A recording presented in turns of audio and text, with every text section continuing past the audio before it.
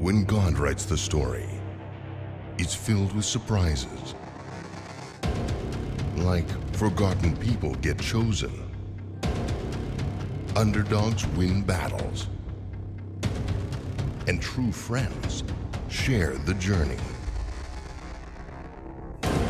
When God writes the story, lessons are learned in the wilderness. Fools are found out. And sometimes, the guilty go free. Making of a Giant Killer.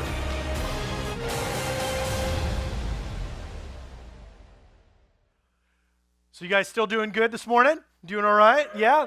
Now, here's the thing. Like, I know some of you guys stayed up, you did whatever. Maybe some of you had some New Year's resolutions. You're like, I'm going to make it to church. And I normally go to the 5 p.m. because I'm a little lazy. So I'm going to get up in the morning. I'm going to make sure that I get here.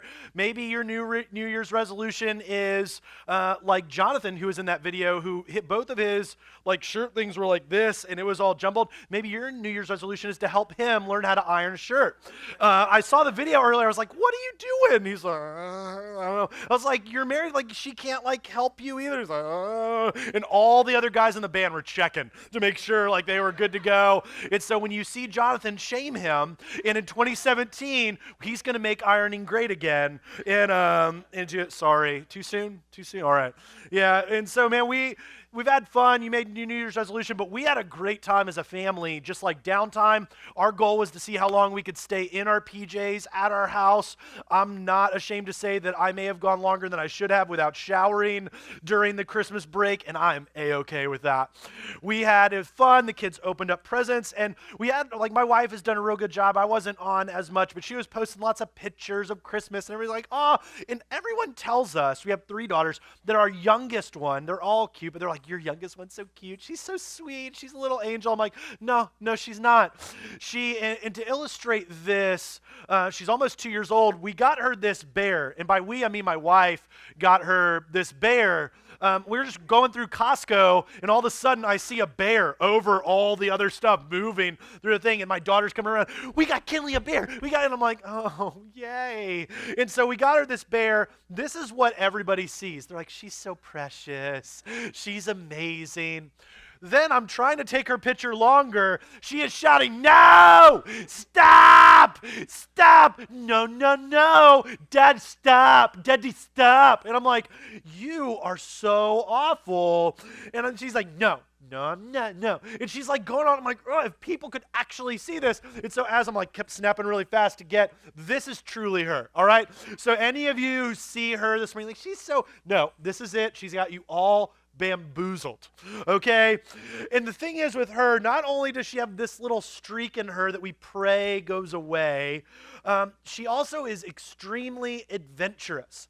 And so we're taking our time. I don't know, Kerry was doing something else in the house, and I was hanging out with the kids in our living room, and right by our couch, which has a taller edge on it, on the arm, it's not really an armrest because it kind of comes up to almost your shoulder.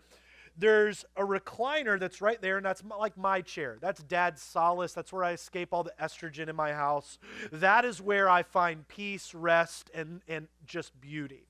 And so I sit down in the chair, and they're dancing, doing their thing, and all of a sudden she gets like this jolt in her, and she comes running up to the couch, and she runs up onto the couch, grabs the thing, puts her foot up on the ledge, and launches herself onto me. And my dad instinct was not to go, oh, let me catch you. My dad instinct was to go, oh, and cover anything that could get hurt. And then one arm kind of catch her. And I was a little bit like, what has gotten into you? And the girls both laugh at her, which anytime you have a smaller kid, what am I talking about? Anytime you have a kid who has other kids laughing at what they do, they go, I need to do this more. And so she goes, one more, which is her idea of saying, I'm going to keep doing this until you yell at me. And so she climbs back down, runs back up onto the couch, gets up and launches herself. And at this point now, I know that this is going to turn into a game. And so I catch her. But there's a gap of about this wide there. Luckily, she never fell into the gap, but she did not care. She just kept, after every one, she would land, the girls would laugh, one more. And I'm like, finally, I had to call timeout on it. just simply because, Murphy's Law is at some point this was going to turn from game to emergency room visit. And so I was like, we got to stop this while it's good, before it ends badly. But what I watched in her eyes as she ran across the living room and got up onto the couch, and she would launch and get her feet up and then just do this whole just flying across this little gap into my lap on the recliner. She had absolutely no fear. No fear whatsoever that she could trip herself up and then fall headfirst into the chasm below to the hardwood floor. And she has a tough noggin, but at some point we're going to have skulls crack, it's going to get bad. Or she could catch her head on the table that's there, or Daddy could just stop paying attention and then she would fall and hit the edge of the recliner. She didn't care. Every single time launching, one more. And she had no fear. And one of the moments when I looked in her eyes as she was jumping across, I'm like, man, I wish in life I had the fearlessness that she has. When she is conquering these things, I wish I had the same resolve when it comes to the situations and the hurt and the giants that I face each and every day in my life. And we were thinking about how do we start off 2017 in kind of a one-shot message. Normally we do 4-week teaching series, and we're going to start an amazing one in the next weeks to come. How do we start the new year in such a way that you and I can look at the giants that we face in the eyes and say, I will overcome that. You see, they might not be these huge giants that you may think that everybody has. Maybe for you, it's some of the things that are underneath the surface that you've always had there, that you make excuses for, that you're intimidated by, that you don't think you could ever overcome them. And I want to look at today as we can open up this account of this guy named David and look at just a brief moment in his expansive life that you and I could look at the moments that we have and the things that we battle and say, I will, with God, be able to overcome them. If you have a Bible, you could turn over to 1 Samuel chapter 17. 1 Samuel, just get a little stuttered, you know what I'm saying? 1 Samuel chapter 17.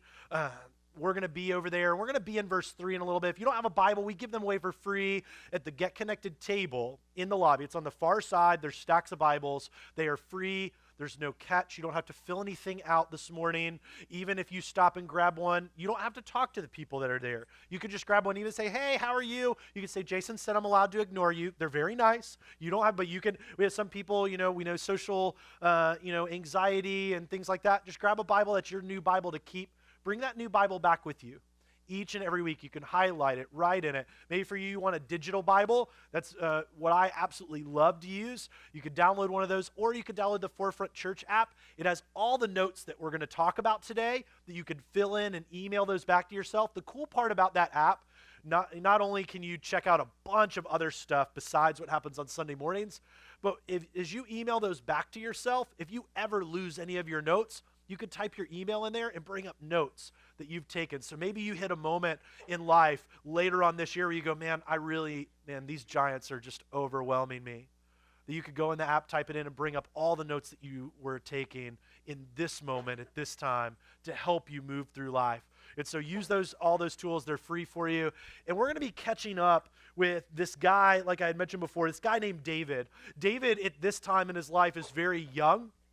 He's, we would consider him a boy or a young man. He's the youngest in his family. And we're catching up in this moment where there's two groups. There's the Philistine people, their army, and there's the Israelite army. And they're on both sides. There's a valley in between.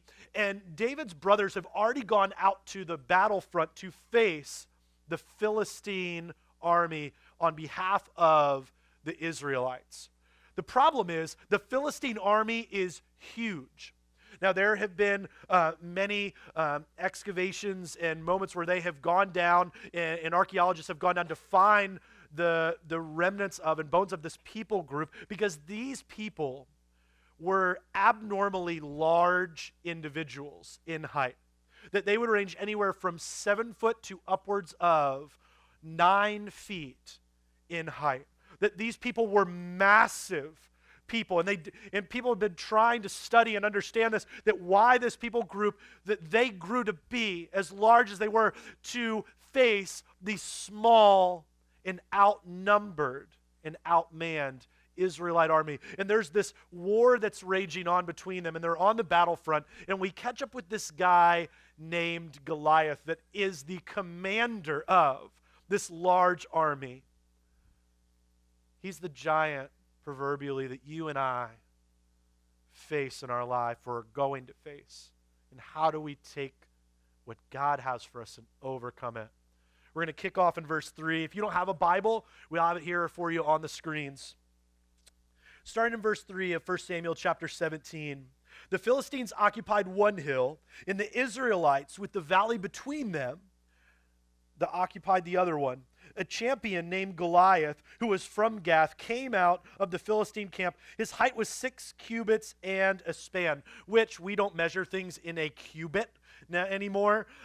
We would measure them differently. We would measure them in inches, or depending on where you're from, if you're from the other side of the pond, you would measure them differently. But this was essentially about 9 feet, a few inches in height. This is a massive man. And they call him a champion. And so he's not there lanky, like some of the basketball players that you see, they're extremely tall, but it looks like they need a cheeseburger. All right, like this guy was built and ready to fight. He was indeed a champion. He said he had a bronze helmet on his head and wore a coat of scale armor of bronze weighing 5,000 shekels. On his legs, he wore bronze greaves, and a bronze javelin was slung on his back. His spear shaft was a weaver's rod, which is what in the loom, what they would use to make garments and blankets and these things. It would be it would be something that would take one strong man or 2 not so strong guys to do. He used it like nobody's business. And its iron point weighed 600 shekels. His shield bearer went ahead of him, and Goliath, this champion, this mammoth, behemoth of a man, stood and shouted to the ranks of Israel. And so they're on one side, and they're on another, and he's come out to the battlefield to taunt them, like the schoolyard bully coming to pick a fight. Why do you come out and line up for battle? Am I not a Philistine? Are you not the servants of Saul, who is the king of the Israelite army? Choose a man and have him come down to me. This is like if you've ever watched, and I hate to break it to you, but it's not real, the wrestling on TV, and they come out like, I'm of the days of like the Junkyard Dog, the Steiner brothers, and these guys there was a different time back then. And these guys would come out, and what would happen usually is another guy would come out, and he'd taunt him like this, and he'd get in there, and you're going to do it, and they would come down, and they go, this is what I imagine Goliath coming out into the ring, and everyone is cheering on the Philistine side, and they're going through all this, and he is ready to battle.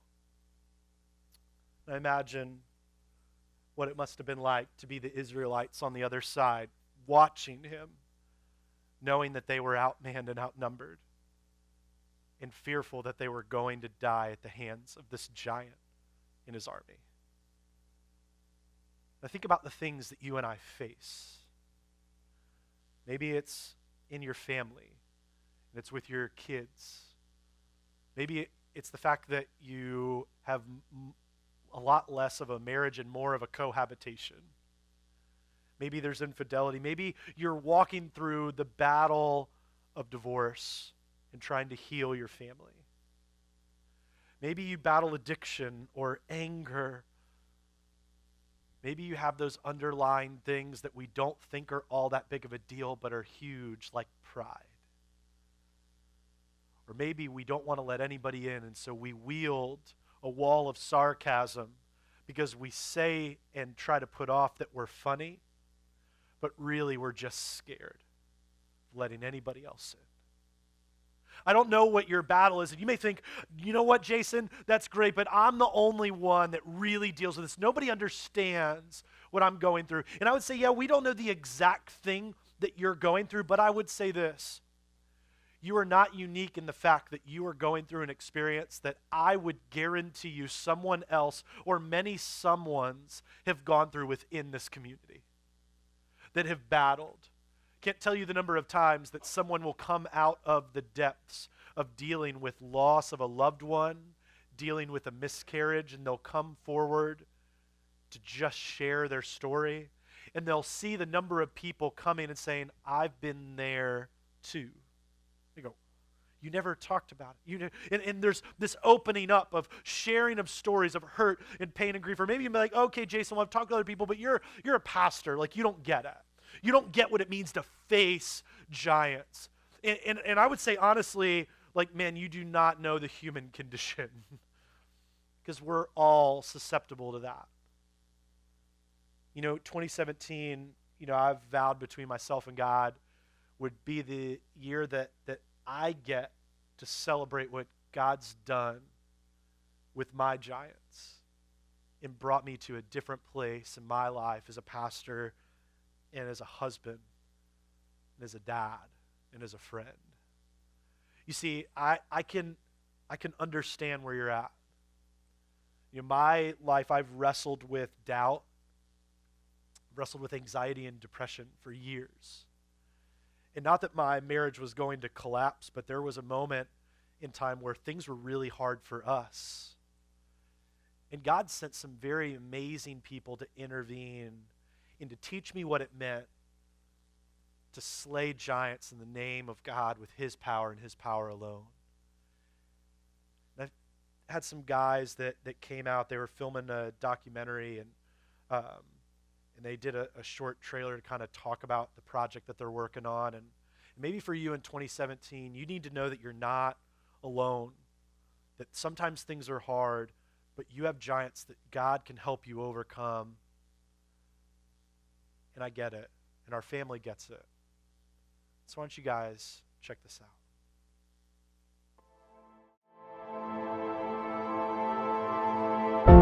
I called my wife. She was at work. I was like, hey, I got into that thing, but I'm not going to go. And she was like, no, you're going.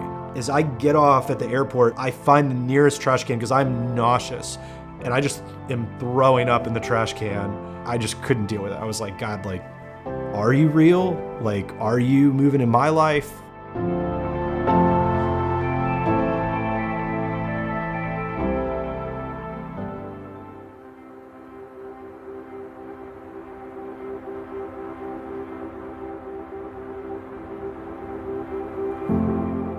I felt like I was doing good in ministry, and a guy sat across the table from me that was kind of in the lead role at the church, and he brought me out to lunch. Was like, hey man, if you take out all your piercings and cover up all your tattoos, you'll be effective. And I had no clue what to say.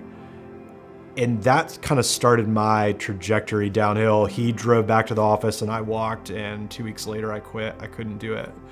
I just didn't do anything. I got very lethargic in life. I started gaining weight. I really just didn't care about anything. I wasn't really fulfilling the role that I needed to as a husband. I battled anxiety and depression. I had no balance at all. It was work really hard, pour into the church, not into myself, and just running ragged. The church got his best, and the people at church got his best, and we got the leftovers. It was kind of at that point that around all of that happening that a friend was like, hey, I went through this thing called Rhythm in 20. I can't even tell you what it is, but I know you need it. I knew that it was an opportunity that couldn't be missed. If he didn't go, then there would have been the what if, what would have happened, what would have come out of that, because I know he needed people to be pouring into him. We get into the first session, and like on the inside I'm bawling. God, you put me exactly in the right place that I need to be, with no cell phone service, and with guys, and they're talking about what it means to be a man in the eyes of a God, no matter if you're in a secular job or in the church or wherever. Like, what does it mean to be a man for the long haul, for you, for God, for your family? And it seemed like at every point in the journey over the course of that 3 years, like just the impact and the influence really was changing who I was at home, which then was changing my relationships at the tattoo studio, was changing my relationships in the church and the influence there in our community. And I was becoming a healthier version of me on every facet, and I needed it. And I'm a better man because of it. So whoever's watching this and experiencing this and going, man, why should I? Because it will change the trajectory of your life forever. And to those that are thinking about donating, you can do for one. But the beauty is when you do for that one, you're going to impact way more than just that person.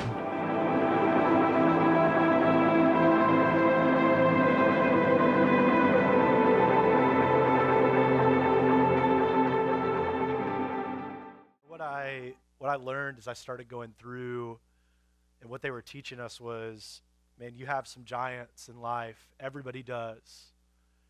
And you have to figure out how to connect with God to slay them, or you will die. You may not physically die, but spiritually and emotionally, you will be dead inside.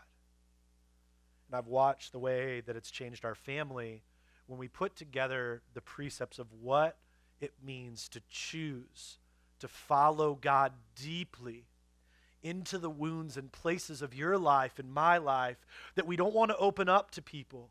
But I can tell you, being on the other side of wrestling with it for years, that God has opened up some things in my life. And I just want to very briefly, if at all possible, in 2017, to be able to share with you that you have purpose and value, and God loves you, and you have giants that you cannot face on your own. And I know that you might be afraid of the unknown, but here's the thing. You and I need to let the faithfulness of God free you and I from the fear of the unknown. You see, David understood this principle. And as David went to go talk to the king, because people overheard the conversation he was having with his brothers as he came and asked what was going on. And this is what David said to the king, the young man, where all the other guys just wanted to run and be on the sidelines. But David said to Saul, "Your servant has been keeping his father's sheep. When a lion or a bear came and carried off a sheep from the flock, I went after it. I struck it and rescued the sheep from its mouth. When it turned on me," and here's where he just gets so, he seized it by the hair, struck it, and killed it. Now that sounds really intense.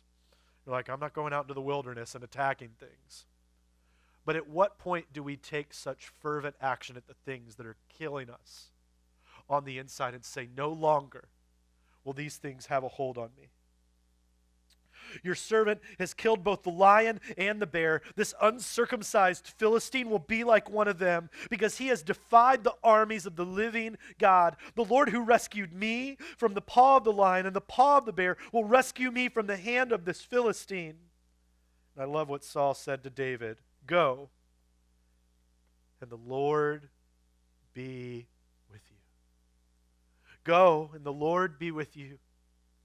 See, Saul, someone who was not following the God that we know, is now noting the bravery of this young man. Says, you go and you slay the giant.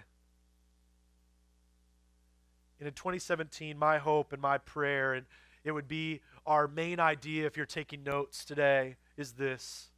The Lord is with those who choose to slay giants, but you and I can trust him to slay them, or we can be enslaved to them. The thing is, this boils down to is a choice. That we can choose to be with God, the one who has the power to take care of the things that are going on in your life or that are going to happen. You may be walking into 2017 like you are walking on the sunshine. Like you feel like nothing can go wrong. But I can guarantee you, because it's the way that happens, and as life goes, giants will come. And will you have a plan? Will you have a moment where you can embrace and slay the giants? Because you and I cannot do it on our own, but we have a choice. It is a simple but weighty and miraculous choice to choose to be by his his side as he slays them, or you can continue to be enslaved to them. And I would break down this choice into 4 kind of subcategories, because I think it's good to unpack this, to understand the choices that we make. That as we choose God, choosing this, we are going to choose to not make excuses. To not make excuses. It's one of the very first hurdles that we have. Well, I want to do that, but we'll name things like financially or relationally or things that are happening. I just can't do it because. My kids do this all the time about stuff. Hey, baby, I need you to take out the trash. Daddy, I would, but I don't have shoes on. I'm like, well, that's an easy fix. Go get shoes. But, Daddy, and what it boils down to is we go down that rabbit trail. Oh, okay, why can't you get shoes? Well, what I really want to do is, Daddy, we got this new thing. It's that Nintendo, that 8-bit thing, and I really want to play that because I've been doing it. And she'll go on. And I'm like, oh, so what you're saying is this is about you. Well, yeah.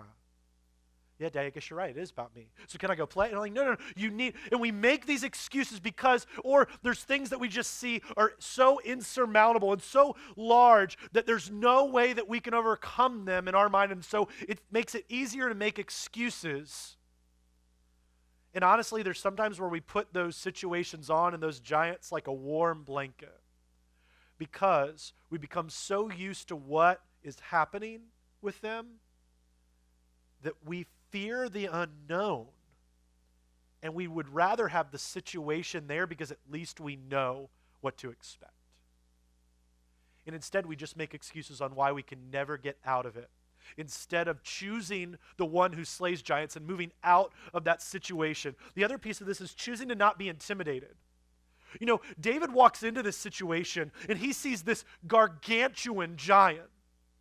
And it's like having a big black bear versus a chihuahua. Most of them would say that is not going to end well for the chihuahua. And sometimes in moments of hurt and pain and grief and these giant situations, we feel like there is no way that I can overcome this. God, there is no way. I know you're big, but this situation intimidates me. And I get it. Here's the only problem with this, is what we say to God is by our intimidation that God, this situation has grown bigger than your power and bigger than your purpose and bigger than your might and ability. What we're saying to God is you're too small and you can't handle this. Yet he is the one who slays the giants. He's the one that made you, and he is the one that sees the situation and holds all things together. He is the one that you need to embrace and tell your problem and tell your giant, you are no longer a giant to me because God is on my side. Which leads us to the next piece of this choosing, is choosing to trust God. Now, I get it. All of us want to have control of our lives and the stuff going on. There's not a single one of us that would raise our hand and say, I just want to give up control to whoever wants to do it. Like, I just want, you pick out my clothes for the day. You pick out if I go to work, what I do. You pick what I eat, what I do. Most of us would say, time out. That is not going to fly. Because I want to wear what I want, eat what I want, do what I want, and I really don't want anybody to boss me around at all. Like, if we could all be our own boss, we'd be like, that'd be amazing. There'd be a lot of small businesses in the world. But the truth is, we want to trust our instincts rather than God's. And if you want to slay the giants of your life, one of the most crucial steps is trusting in God. It's the very thing that David shares with Saul. He's like, God has helped me before, and he has got my back, and he is bigger than that giant, and I am going to crack some skulls up in here. Just give me the moment. And what I love is this next piece is that when we choose this, we're choosing to point victory to the victor, which is God, not us. We get to be a part of a much grander story. See, David walks into this situation and he says, I want to be a part of this. And Saul, the king, even tries to give him his armor. And I love this. This is a story in this account, in this detail that sometimes gets missed. Saul being the king, you'd be like, man, this is amazing. If you're going to send me into battle, I need whatever you have. He tries to put on the king's armor and it doesn't fit him. And people are trying to tell him all these things that he needs to do as he goes into battle. And he says, King, I thank you, but this armor doesn't fit me. I need to do as God has instructed me. And you're going to have moments in your giant fighting life where people are going to give you all kinds of advice. Now, granted, I think there's some great wisdom out there from your friends that love God and love you, but love God more than you, so they can say the things that you need to hear in love. But a lot of times people give us things from their experience instead of us trusting in God. And so we take all of these things. And I love David's response. I thank you, King, but your armor doesn't fit me. I need to do as God has told me. Because I need to face this the way God designed me, not the way everyone else wants me to. And many times we try to fight our giants the way other people told us to, instead of fighting the way that God desires us to and has our back in the moment. And he walks into battle with a sling and some stones. And I was reading one scholar's take on this, and it was real interesting. He said, in our battles, sometimes we go into the giants of life and we feel like we're blindfolded. Now, I don't know how many of you have played Pin the Tail on the Donkey. I don't know why this game ever started in the first place. But then they put a blindfold on you, and then to add insult to injury, what do? They spin you around, as if the blindfold wasn't enough. Now I need to be thrown out of sorts about where I am. Thanks for inviting me to your stupid party. And yet in life, how do those giants feel when we encounter them? We feel like we can't navigate, like life has spun us and spun us and spun us around. The scholar talks about how David walks into this battle with Goliath.